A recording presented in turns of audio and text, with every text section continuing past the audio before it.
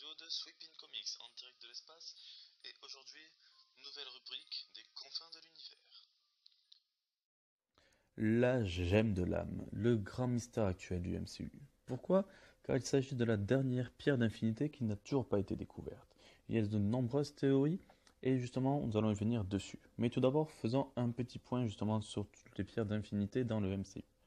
La première pierre, la pierre de l'espace. Il s'agit directement du Tesseract et donc suite à la fin de Thor 3, Ragnarok, nous savons directement que c'est Loki qui la possède et nous justement nous le voyons pendant le teaser, trailer de Avengers 3. La deuxième pierre, la pierre de réalité, l'éther. On l'envoie directement dans Thor 2 et c'est actuellement le collectionneur qui la possède. Nous avons ensuite la pierre du pouvoir, celle que l'on voit dans les Gardiens de la Galaxie qui a été directement donnée à la cohorte de Nova pour les protéger. Suite à cela, nous avons la pierre du temps. Il s'agit directement de l'œil d'Agamotto du Doctor Strange, donc qui est toujours en sa possession. Et la dernière pierre connue est la pierre de l'esprit, c'est celle qui se trouve sur le front donc de Vision. Mais il reste donc une pierre, la pierre d'âme. Et il y a deux théories assez solides qui apparaissent. Cette première théorie, c'est Heimdall. Pour beaucoup, Heimdall posséderait justement la pierre de l'âme, ou sinon, en fait, cette pierre serait cachée dans son œil.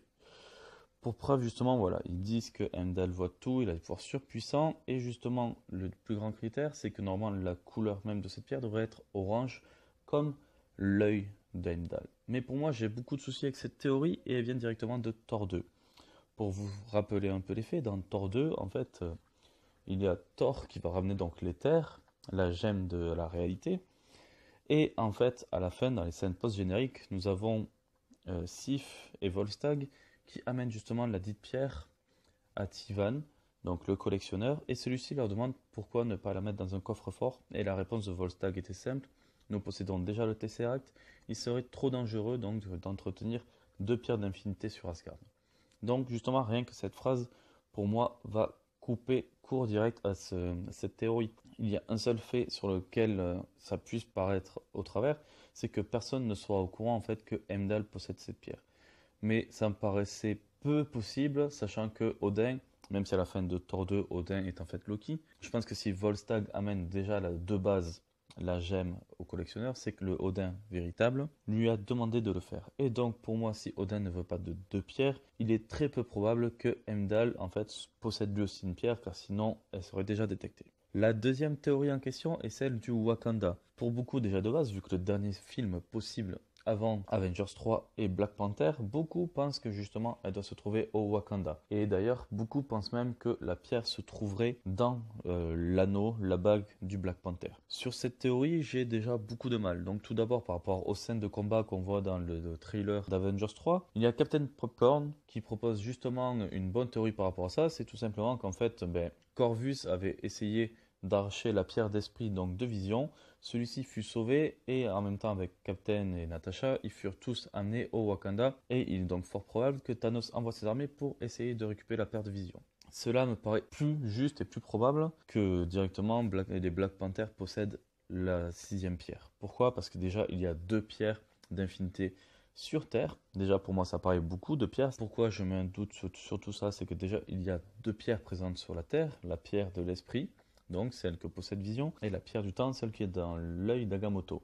Déjà qu'il y ait deux pierres sur Terre, ça me paraît très étrange, surtout par rapport à Odin, vu que Midgard est sous sa protection. Donc une troisième pierre, ça serait beaucoup trop. La Terre, ce n'est pas déjà le centre de l'univers, donc ça ferait beaucoup trop. Donc du coup, qu'est-ce que je pense par rapport à tout ça? Pour moi, il n'y a aucune théorie réellement fondée. Moi, les deux, j'ai réussi à trouver des faiblesses sur les deux plus solides qu'on retrouve.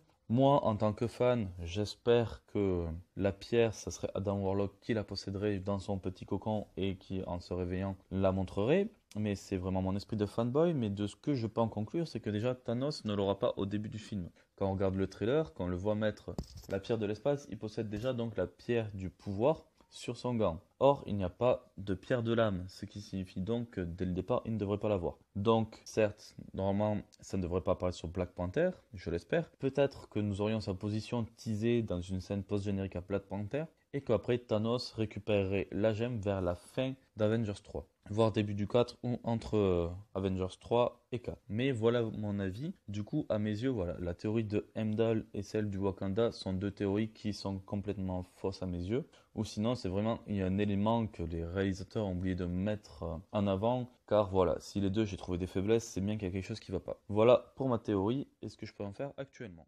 J'espère que cette vidéo vous aura plu. N'hésitez pas à mettre un pouce bleu ou un pouce rouge et surtout en commentaire ce que vous avez aimé ou non et continuez le débat.